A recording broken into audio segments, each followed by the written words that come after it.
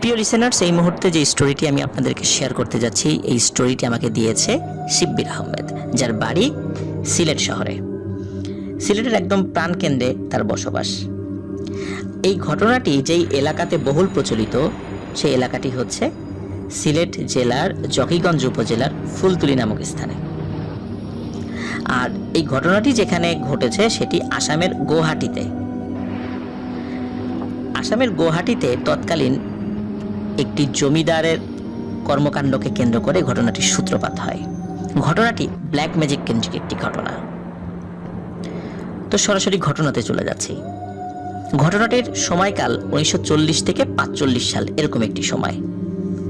তখন কিন্তু এই সিলেট, সুনামগঞ্জ, হবিগঞ্জ, মৌলভীবাজার এই অঞ্চলগুলো কিন্তু আসলে মানে এর ভাগ হয়নি, বা এটা কিন্তু বাংলাদেশের সাথে ছিল না। তখন তো দেশ ভাগ হয়নি, এটি ওই আসামের মধ্যেই ছিল। 1947 সালে দেশভাগের সময় একটি গণভোট হয় এবং ওই গণভোটে সিলেট অঞ্চলটি পাকিস্তানের সাথে থেকে যাওয়ার পক্ষে রায় দেয়, যার ফলে সিলেট, মৌলভীবাজার, হবিগঞ্জ, সুনামগঞ্জ এটি পাকিস্তানের অংশ হয়। এবং পরবর্তীতে 1971 সালে মহান মুক্তিযুদ্ধের মাধ্যমে বাংলাদেশ স্বাধীনতা লাভ করলে এটি বাংলাদেশের অংশ হিসেবেই রয়ে যায়। তো আসামের গুয়াহাটিতে একজন জমিদার ছিলেন। এই জমিদার প্রতি বছর ঘোড় দৌড়ের আয়োজন করতেন। তার গ্রামের যে মানুষরা ছিল তারা অনেকেই ঘোড়াটোড়া পালতো। আর তৎকালীন সময় তো যোগাযোগ ব্যবস্থা ঘোড়া কেন্দ্রিক একটু বেশি হতো, কারণ তখনও তো সবার কাছে এরকম গাড়ি বা বাস এগুলো এরকম চালু হয়নি। এটি একটি উৎসবের মতো ছিল গ্রামে। তো জমিদার বর্ষাকালের ঠিক আগে এই ঘোড় দৌড়ের একটা আয়োজন করত। তো এমন একটা সময়ে নিয়মিতভাবে যেহেতু এটা করে, তো ওই বছরের একটা নির্দিষ্ট দিনে জমিদার ঘোড় দৌড়ের আয়োজন করেন। গ্রামের বিভিন্ন প্রান্ত থেকে মানুষজন ঘোড়া নিয়ে আসে তার ঘোড়াকে প্রতিযোগিতায় অংশগ্রহণ করানোর জন্য। এর মধ্যে চিনাই নামে একজন ব্যক্তি, আবারও বলছি তার নাম হচ্ছে চিনাই। এই চিনাই নামক একজন ব্যক্তি, সে একটি ঘোড়া নিয়ে আসে। এই ঘোড়াটি অন্য সবার ঘোড়া থেকে বেশ তাগড়া ছিল, উঁচু ছিল এবং দেখতে একদম কুচকুচে কালো ছিল। এই ঘোড়াটিকে দেখে জমিদারের খুব ভালো লেগে যায়। জমিদার চিনাইকে কাছে ডেকে ওই ঘোড়াটি জমিদারের কাছে বিক্রি করতে বলে। সকলের সামনে চিনাই জমিদারের এই প্রস্তাবটি না বলে দেয়। সবার সামনে এরকম একজন প্রতাপশালী জমিদারকে মুখের সামনে না বলে দেয়া, এটি জমিদার ভালোভাবে নেয়নি। জমিদার খুবই অপমানিত হয়, বা সে অপমানিত বোধ করে। সে চিনাইকে বলে, তুমি প্রতিযোগিতায় অংশগ্রহণ করতে পারবে না, তুমি চলে যাও, তোমাকে এই ঘোড়দৌড় প্রতিযোগিতায় অংশগ্রহণ করতে দেয়া হবে না। তখন চিনাই বলে যে, আমার তো কোনো দোষ নেই, আপনি ঘোড়ার দাম করেছেন বা ঘোড়াটা নিতে চেয়েছেন, কিনতে চেয়েছেন, আমি মালিক হিসাবে তো সেটা না বলতেই পারি যে আমি বিক্রি করব না। আমাকে প্রতিযোগিতা থেকে কেন বের করে দিচ্ছেন? জমিদার বলে, কোনো কথা শুনবো না, প্রতিযোগিতা থেকে বের হয়ে যাও। তখন জমিদার তার লোকদেরকে দিয়ে চিনাইকে তার ঘোড়া সমেত ওই প্রতিযোগিতা থেকে বের করে দেয়। চিনাই ওই ঘোড়া নিয়ে ওই প্রতিযোগিতায় অংশ নিতে পারে না। জমিদার খেয়াল করে যে চিনাই যখন হেঁটে যাচ্ছিল, সে ঘাড় ঘুরিয়ে জমিদারের দিকে ভয়ঙ্কর দৃষ্টিতে তাকিয়েছিল। মনে হচ্ছিল বহু বছরের জমে থাকা ক্ষোভ জমিদারের দিকে তাকিয়ে সে ঝেড়ে দিচ্ছে। জমিদার কোনো একটা অদ্ভুত কারণে শুধু প্রতিযোগিতা থেকে বের করে দিয়েছে, তার উপর কোনো শাস্তি প্রয়োগ করতে পারছে না। জমিদার বুঝতে পারছে না কেন, যেন সে বলতে পারছে না যে আসলে চিনাইকে কোনো একটা শাস্তি দিবে, শাস্তির ঘোষণা করবে। জমিদাররা কিন্তু ওই সময় কিন্তু অনেক তার প্রজাদের উপর অনেক নির্যাতনমূলক কাজ করত, যেটা আসলে কোনো বিচার আচার হতো না। কিন্তু জমিদার কিন্তু সেটা পারেনি, শুধু প্রতিযোগিতা থেকেই বের করে দিয়েছে। এটাও একটা অদ্ভুত বিষয়। জমিদারের অনেক ক্ষমতা ছিল, বাট তিনি সেটা করেননি। কেন করেননি সেটি জমিদার নিজেও বলতে পারেন না, কিন্তু জমিদার কিন্তু মনে মনে চাচ্ছিলেন, কিন্তু সেটা পারছিলেন না। যাই হোক, প্রতিযোগিতা হয় উৎসবের সাথে এবং যথারীতি প্রতিযোগিতা শেষও হয়ে যায়। প্রতিযোগিতা যখন শেষ হয়ে যায়, তখন জমিদারের একজন লোক এসে জমিদারকে বলে যে চিনাই যখন যাচ্ছিল তখন সে জোরে জোরে বলছিল, এই গ্রামে আর কখনোই কোনো ঘোড় দৌড়ের প্রতিযোগিতা হবে না, আমি এটা হতে দেব না। জমিদার এই কথা শুনে সে হেসে ওঠে, বলে যে ওর মতো একজন মানুষ সে এই প্রতিযোগিতা বন্ধ করবে, এটা একটা হাস্যকর বিষয়। তখন অন্য লোকরা বলে যে মালিক আমাদেরকে হুকুম দেন, ওকে শায়েস্তা করে আসি। কিন্তু জমিদার কোনো এক অদ্ভুত কারণে, ওই যে বললাম, সে হুকুম দিতে পারে না। যাই হোক, অল্প কিছুদিনের মধ্যে বর্ষাকাল শুরু হয়ে যায়। আর বর্ষাকাল হলে স্বাভাবিকভাবে মানুষ মাছ ধরতে বের হয়। কোনো এক রাতে ওই গ্রামের মানুষ বিলে মাছ ধরতে গেছে নৌকা নিয়ে। রাত প্রায় আনুমানিক, কারণ তখন তো মানুষের হাতে ঘড়ি থাকতো না, আনুমানিক রাত প্রায় 1:30 থেকে 2টো বাজে। হঠাৎ ওই নৌকায় যারা বসেছিলেন বা আরো দূরে দূরে তো নৌকা ছিল, তারা সবাই দেখছে, এটা যে শুধু 1-2 জন দেখছে তা না, বিশাল আকৃতির একটি ঘোড়া পানির উপর দিয়ে টকবক টকবক করে দৌড়াতে দৌড়াতে আসছে। আর ঘোড়াটি যখন নিকটে আসছে তখন মানুষটা দেখতে পায় ঘোড়ার উপর একজন সওয়ারি বসে আছে, কিন্তু সেই সওয়ারির মাথা নেই, মানে মাথা ছাড়া একজন ঘোড়সওয়ারি বসে আছেন। এবং ওই ঘোড়াটা একদম কালো মিচমিচে অনেক উঁচু লম্বা একটা ঘোড়া। এইরকম অদ্ভুত ঘোড়া এবং ঘোড়ার উপর মাথাবিহীন একজন সওয়ারিকে দেখে ওই নৌকায় থাকা লোকজন সবাই ভয় পায়। শুধু যে ওই নৌকার লোকজন ভয় পেয়েছে তার আশেপাশে সবাই কিন্তু দেখেছে।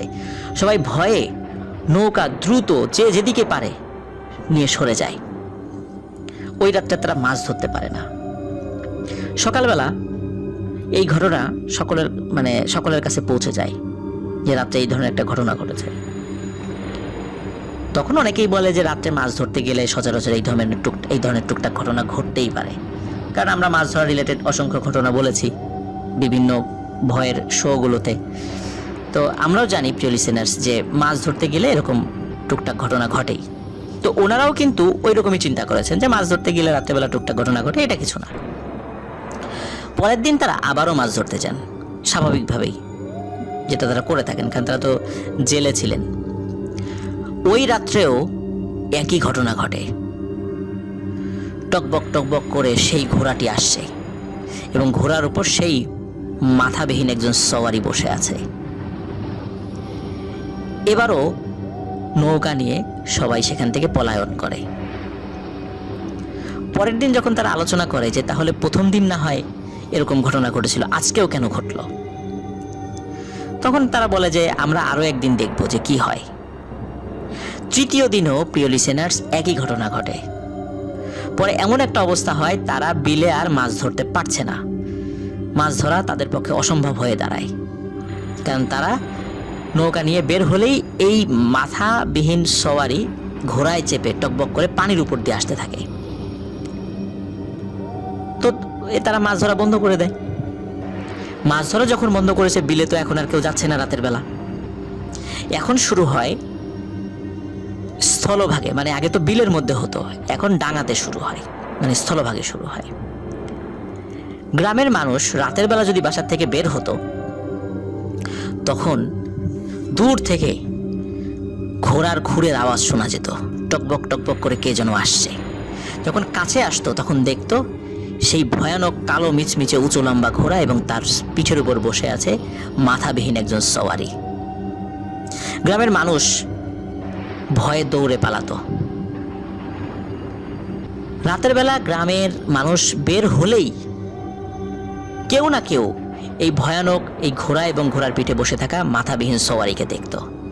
গ্রামের মধ্যে একটা আতঙ্ক ছড়িয়ে যায় যে রাত্রেবেলা বের হওয়া যায় না, বিলে মাছ ধরতে যাওয়া যায় না। গ্রামবাসী এসে জমিদারের কাছে নালিশ জানায়। তো জমিদার এই বিষয়টি হেসেই উড়িয়ে দেয় যে এটাও কি আমাকে বিশ্বাস করতে হবে, আর এইটার জন্য কি পাইক পেয়াদা নিয়োগ করতে হবে? তোমরা এগুলো ভুল দেখছো, এই বিষয় নেই আর আমার কাছে কখনো নালিশ করতে আসবে না। গ্রামবাসী হতাশ হয়ে ফিরে যায়। তাহলে কার কাছে যাবে, কি করবে? ওই রাত্রে ঘটে আরেকটি ভয়ানক ঘটনা। ওই রাত্রে জমিদার তার ঘরে শুয়েছিল। হঠাৎ জমিদার কিছু একটা শব্দ শোনে। ওই শব্দ শোনার পর জমিদারের ঘুম ভেঙে যায়। কিন্তু আমরা জানি যে প্রিয় লিসেনার্স, জমিদার বা ওই সময় জমিদার যে বাড়িগুলো, এটা কিন্তু বিশাল এরিয়া নিয়ে থাকতো। আর জমিদারদের ঘরগুলোও থাকতো অনেক বড়, মানে ঘরের উচ্চতা বলেন বা প্রসারতা বলেন সব দিক থেকেই ঘরগুলো অনেক বড় থাকতো। জমিদারের ঘুম ভেঙে যায়। মোমের আলোতে জমিদার একটা ভয়ানক দৃশ্য দেখে। জমিদারের ঘরের মধ্যে ভয়ানক আকৃতির একটি ঘোড়া দাঁড়িয়ে আছে, আর ঘোড়ার পিঠে বসে আছে মাথাবিহীন একজন সওয়ারি, এবং ঘোড়ার চোখ দুটি লাল টকটকে ছিল। জমিদার এই দৃশ্য দেখে প্রচন্ড ভয় পান, উনি চিৎকার করে ওঠেন। আশেপাশ থেকে জমিদারের যেই প্রহরীরা আছে তারা চলে আসে। প্রহরীরা চলে আসার সাথে সাথে সেখানে আর কাউকে দেখা যায় না। কিন্তু জমিদার এতটাই ভয় পেয়েছিলেন যে উনি খুব অসুস্থ হয়ে যান এবং কয়েকদিনের মাথায় জমিদার মারা যান। জমিদার মারা গেলেও এই ভয়ানক ঘটনার কিন্তু শেষ হয় না। এই ঘটনা কিন্তু চলতে থাকে। রাতের বেলা কেউ বাসা থেকে বের হতে পারে না, বিলে মাছ ধরতে পারে না, এমনকি ঘরের মধ্যে শুয়ে থাকলেও সেই ঘোড়ার খুরের টকবক টকবক আওয়াজ গ্রামবাসী পেত, ঘোড়ার ডাকের আওয়াজ পেত। আর ঘোড়ার ডাক এটা স্বাভাবিক ছিল না, এটা বেশ ভয়ানক একটি ডাক ছিল। এখন কি করা যায়, এভাবে তো চলতে পারে না। তারপরও যেহেতু মাসের পর মাস পার হয়ে যাচ্ছিল, এইভাবেই তারা খুব কষ্টে দিনানিপাত করছিল। এর মধ্যে শীতকাল চলে আসে। ওই গ্রামে একটি ওয়াজ মাহফিলের আয়োজন করা হয়। ওই গ্রামে না, সরি আমার বলতে ভুল হয়েছে, পার্শ্ববর্তী একটি গ্রামে। ওই গ্রামের অধিকাংশ মানুষ সনাতন ধর্মাবলম্বী ছিল। তো তারা চিন্তা করে যে আমরা ওই মাহফিলে যাব, ওখানে যাওয়ার পরে ওখানে যিনি পীর সাহেব আসবেন তার কাছে গিয়ে বিষয়টি বলবো, তিনি যদি কোনো সমাধান দিতে পারেন। কারণ তারা স্থানীয়ভাবে অনেক সমাধানের চেষ্টা করলেও এই বিষয়টি কোনোভাবেই সুরাহা হচ্ছিল না। কারণ হচ্ছে তারাও কিন্তু ওই গ্রাম বা পার্শ্ববর্তী গ্রাম থেকে বিভিন্ন কবিরাজদেরকে ডেকে নিয়ে এসেছিল। কবিরাজরা যখনই এই সমস্যার সমাধানের চেষ্টা করত তখনই ওই কবিরাজের সন্তানাদি মারা যেত, এমনকি কবিরাজও মারা যেত। এই জন্য কবিরাজরা ভয়ে এই সমস্যার সমাধানের জন্য আসতে চাইতো না। গ্রামবাসী যখন একদম হতাশ হয়ে গিয়েছিল তখন তারা চিন্তা করেছে যে আমরা এই যিনি ওয়াজে আসবেন, ওয়াজ করতে আসবেন, শুনেছি তিনি অনেক বুজুর্গ একজন মানুষ, তার কাছে আমরা এই সমস্যার সমাধানের জন্য বলবো। এবং সত্যি তার কাছে যান। ওয়াজ শেষ হন, ওয়াজ যখন শেষ হয়, ওয়াজ শেষ করার পরে গ্রামবাসীদের একটা প্রতিনিধি দল হুজুরের সাথে দেখা করেন। হুজুরের সাথে দেখা করার পরে হুজুর মনোযোগ দিয়ে সব কথা শোনেন। শোনার পর হুজুর বলেন যে এই যে চিনাই নামে যে লোকটা ঘোড়া নিয়ে এসেছিল ও ব্ল্যাক ম্যাজিক জানতো। ওখান থেকে চলে যাওয়ার পরেই ও ভয়ানক একটি জিনকে চালান করে দেয়, যাতে করে কেউ আর বিলে মাছ ধরতে না যায়, রাত্রেবেলা ঘর থেকে বের না হয়, এবং গ্রামে একটি ভয়ানক পরিবেশ পরিস্থিতি সৃষ্টি করার জন্য। এবং এটি করতে সে সফল হয়েছে। জমিদার ভয়ে মারা গেছে এবং তোমাদেরকেও ভয় দেখাচ্ছে। এখন এটার সমাধান কি? তখন হুজুর বলেন এটার সমাধান একটাই, আমি একটি চিরকুট লিখে দিচ্ছি। তোমরা কেউ একজন সাহসী মানুষ রাতের বেলা গিয়ে গ্রামের 3 রাস্তার মোড়ে একটি ছোট্ট পাথর দিয়ে এই চিরকুটটা মাটিতে রেখে আসবা। পরের দিন তাই করে। ওই রাত্রে একজন মানুষ, বেশ সাহসী একজন মানুষ, উনি পাথর দিয়ে ওই চিরকুটটি 3 রাস্তার মোড়ে ঢেকে রেখে আসেন। এবং পরের দিন সকালে গিয়ে দেখেন পাথরটি ওই জায়গায় আছে, কিন্তু ওই চিরকুটটি নেই। অদ্ভুত ব্যাপার, এরপর থেকে ওই ঘোড়া এবং ঘোড়ার উপর মাথা কাটা সওয়ারিকে আর দেখা যায় না, এবং আজও কখনো দেখা যায়নি ওই গ্রামে। পীর সাহেব বলেছিলেন যে এটি ব্ল্যাক ম্যাজিকের কারণে হয়েছে, এবং ওই ঘোড় সওয়ারি, এই জিনটি এতটাই শক্তিশালী ছিল যে ওর সাথে কেউ পেরে উঠত না, যার কারণে কোনো কবিরাজ এই সমস্যার সমাধানের চেষ্টা করতে গেলে তার উপরে নেমে আসতো ভয়ানক পরিণতি। এই জন্য সচরাচর কেউ এই কাজটি করতে চাইতো না। এইভাবে এই সমস্যাটির সমাধান হয়েছিল। প্রিয় লিসেনার্স, আপনারা অনেকেই জানতে চাইবেন এই যে হুজুরের কথা বলছি উনি কে ছিলেন। হ্যাঁ প্রিয় লিসেনার্স, ওনার নাম ছিল আব্দুল লতিফ চৌধুরী। উনি ফুলতুলি পীর সাহেব হুজুর নামে সিলেট অঞ্চলে পরিচিত। শুধু সিলেট অঞ্চলে না, পুরো সিলেট বিভাগ, বাংলাদেশ এবং এই উপমহাদেশে উনি ফুলতুলি পীর সাহেব হুজুর নামে পরিচিত। ধর্মীয় শিক্ষার প্রসার এবং ধর্ম বর্ণ নির্বিশেষে মানুষের উপকার করার জন্য ফুলতলি পীর সাহেব হুজুর বিখ্যাত হয়ে আছেন। 1913 সালে সিলেট জেলার জকিগঞ্জের ফুলতলি নামক স্থানে উনি জন্মগ্রহণ করেন। দীর্ঘ কর্মজীবনে উনি অসংখ্য ভালো কাজ করে গেছেন, যেগুলো বলে শেষ করা যাবে না। 2008 সালের 16 জানুয়ারি উনি ইন্তেকাল করেন এবং ফুলতলির মাটিতেই ওনাকে সমাহিত করা হয়েছে। আল্লাহ তাকে জান্নাতুল ফেরদৌস দান করুক এবং তার ওসিলায় হিন্দু মুসলিম নির্বিশেষে বহু মানুষ উপকৃত হয়েছে। প্রিয় লিসেনার্স, আরও একটি জিনিস ভেবে অবাক হবেন, উনি যখন মারা গিয়েছিলেন এবং ওনার যে জানাজা হয়, এই জানাজায় প্রায় 2 থেকে 2.5 মিলিয়ন মানুষ, মানে 20 থেকে 25 লক্ষ লোক জানাজায় সমবেত হয়েছিল। ভারত থেকে যারা আসতে পারেনি, কারণ ভারতেও বিশেষ করে আসামে ওনার অসংখ্য ভক্ত রয়েছে, তারাও বর্ডারের ওই পাশে জানাজায় দাঁড়িয়ে গিয়েছিল এবং সেই সংখ্যাটাও প্রায় লক্ষাধিক ছাড়িয়ে গিয়েছিল। এমনই একজন মানুষ ছিলেন তিনি, যার ওসিলায় এই ভয়ানক ব্ল্যাক ম্যাজিক থেকে আসামের গুয়াহাটি অঞ্চলের ওই গ্রামের মানুষরা মুক্তি পেয়েছিল। আল্লাহ তাআলা আমাদের সবাইকে ভালো মানুষ হওয়ার তৌফিক দান করুক, এমন মানুষ হওয়ার তৌফিক দান করুক যার মাধ্যম দিয়ে আসলে মানুষ সত্যিকার অর্থে উপকৃত হতে পারে। ঠিক যেমন ফুলতলি পীর সাহেব হুজুর ধর্ম বর্ণ নির্বিশেষে মানুষকে উপকার করেছিলেন। এটি ছিল ঘটনা।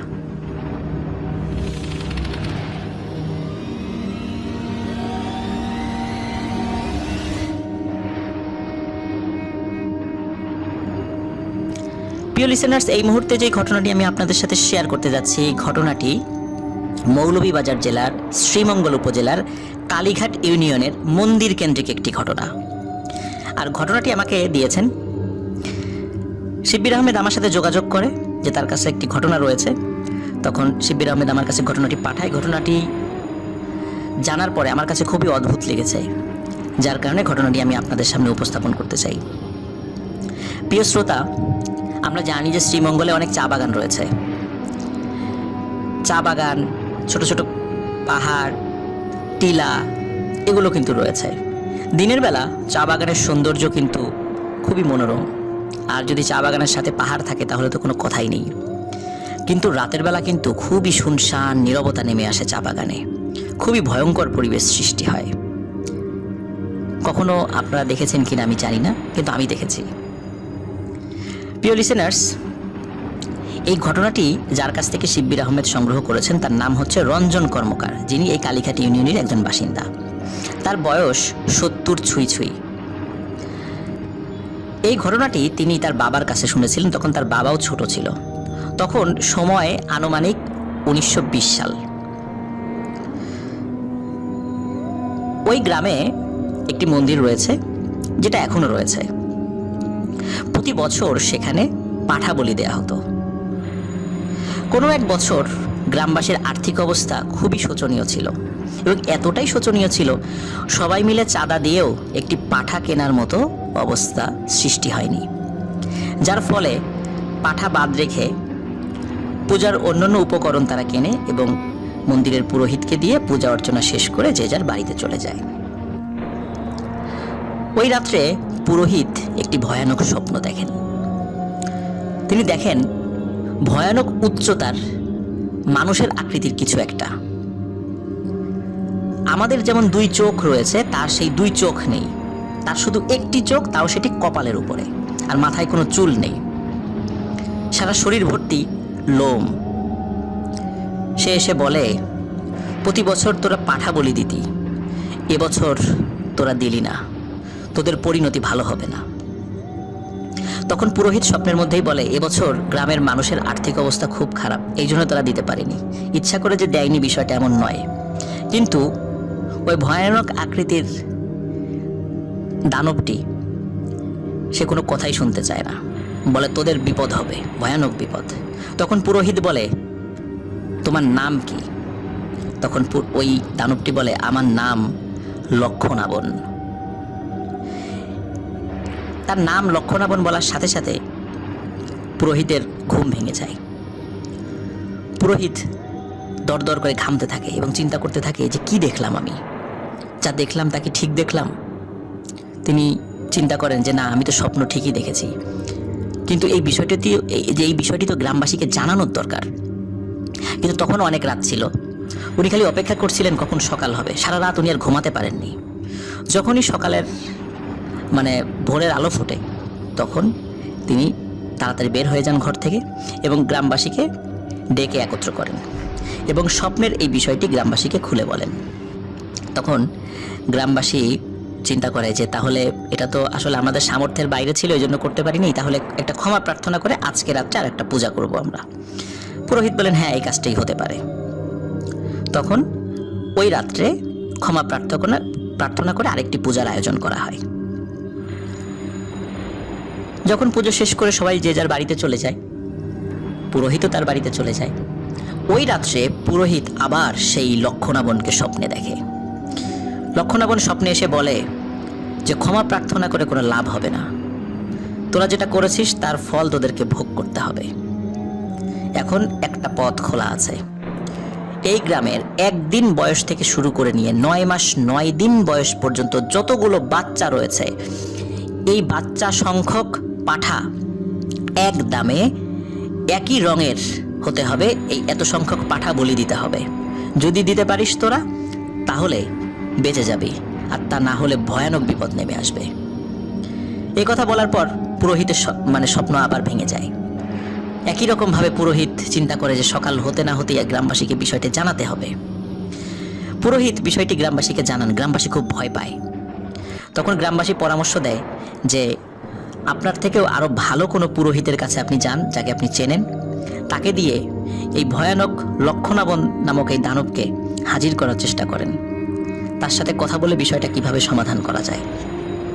তখন পুরোহিত তার পরিচিত ওই মৌলভীবাজার জেলার আরেকজন পুরোহিতের সাথে যোগাযোগ করেন। তিনি বয়সে অনেক সিনিয়র ছিলেন এবং অভিজ্ঞ মানুষ ছিলেন।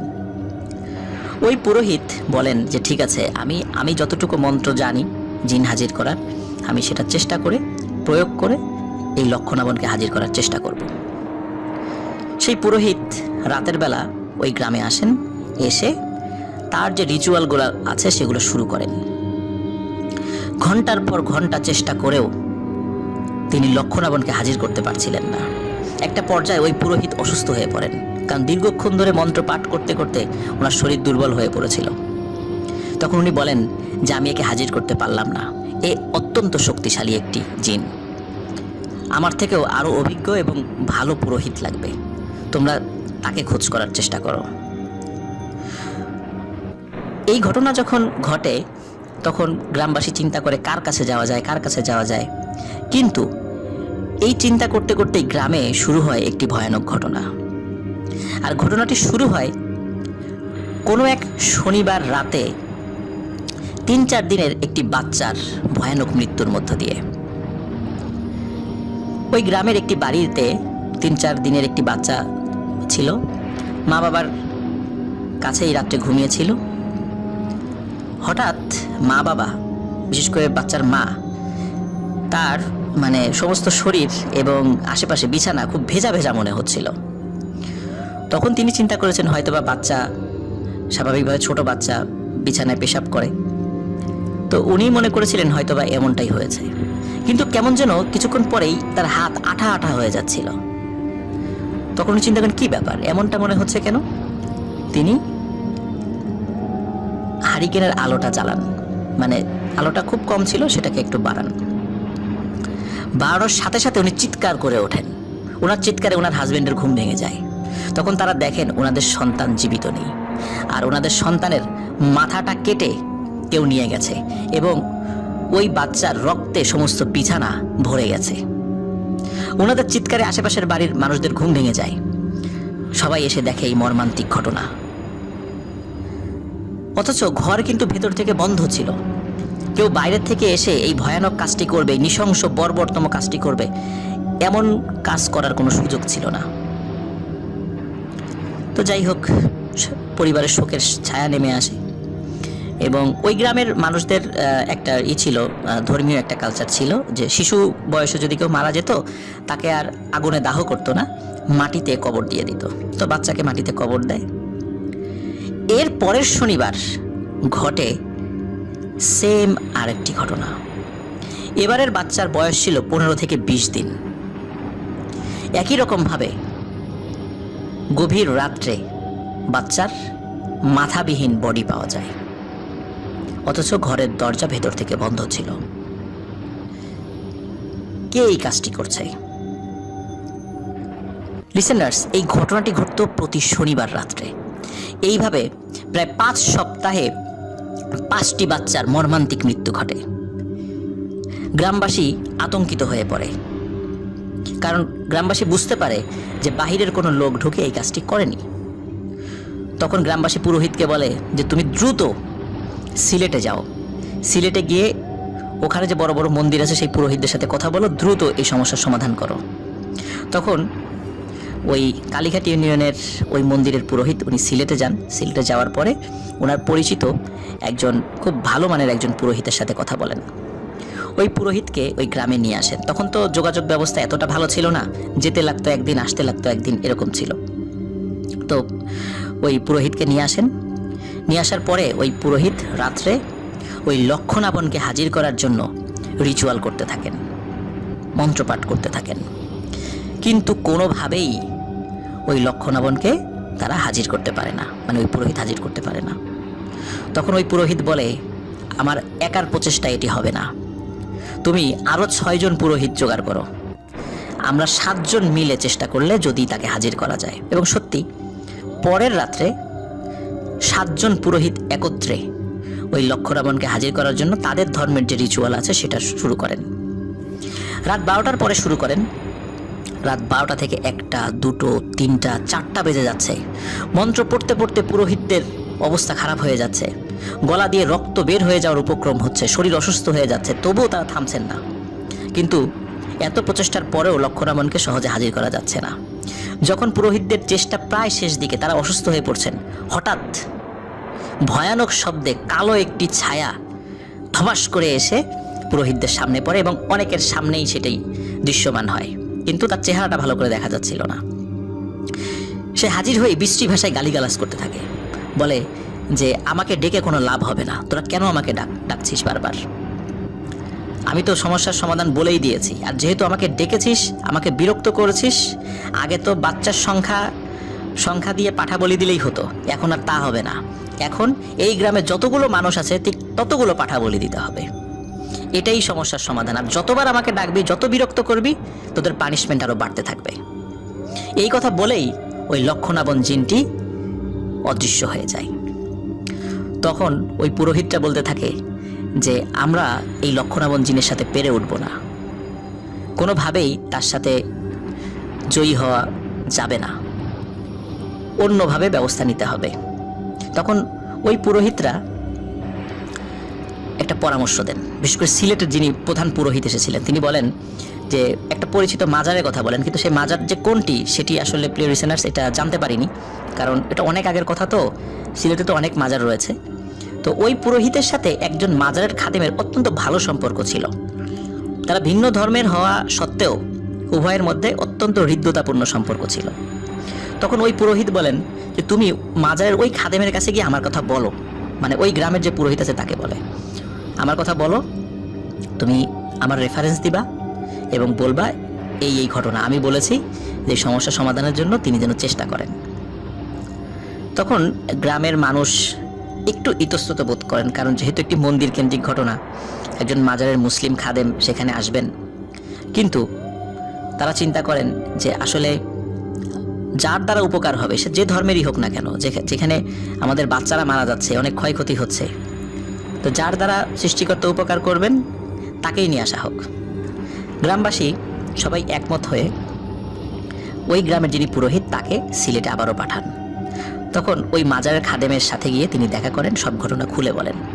মাজারের খাদেম সব কথা শোনেন এবং তার বন্ধু ওই পুরোহিতের কথা শুনে বলেন যে হ্যাঁ, উনি তো খুবই ভালো মানুষ, সাদাসিধা মানুষ, উনি যেহেতু বলেছেন আমি অবশ্যই যাব, কিন্তু আমি একা যাব না, আমার সাথে আরও কয়েকজন কোরআনে হাফেজকে নিয়ে যাব এবং এর মধ্যে কয়েকটা বাচ্চা, মানে শিশু বলতে 10-12 বছর বয়সী কোরআনে হাফেজও থাকবে।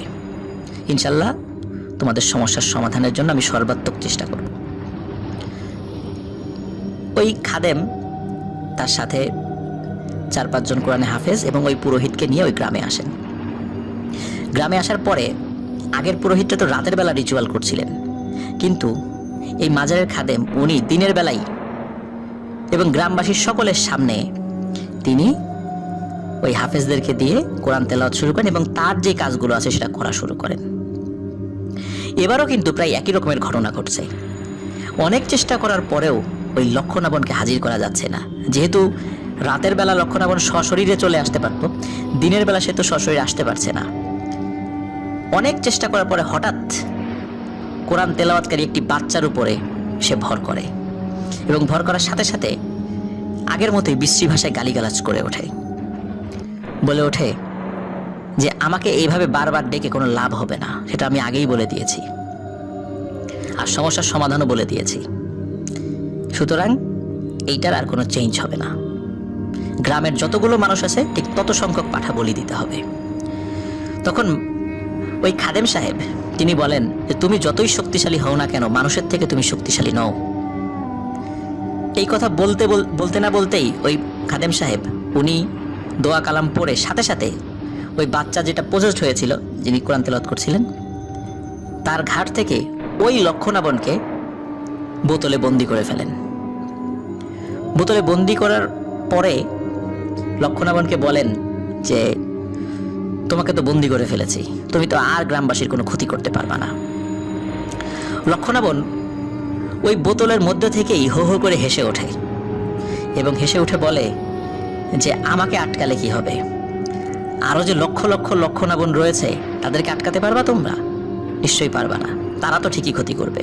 এই কথা শোনার পরে খাদেম সাহেব বেশ দ্বিধাগ্রস্ত হয়ে পড়ে যে আসলেই তো তাই, কারণ একে আটকানোর পরে বা একে ক্ষতি করার পরে আরও তো অনেকে এসে গ্রামে আক্রমণ করতে পারে, তাতে হিতে বিপরীত হতে পারে। তখন উনি লক্ষণাবনকে প্রথমে ভয় ভীতি দেখান।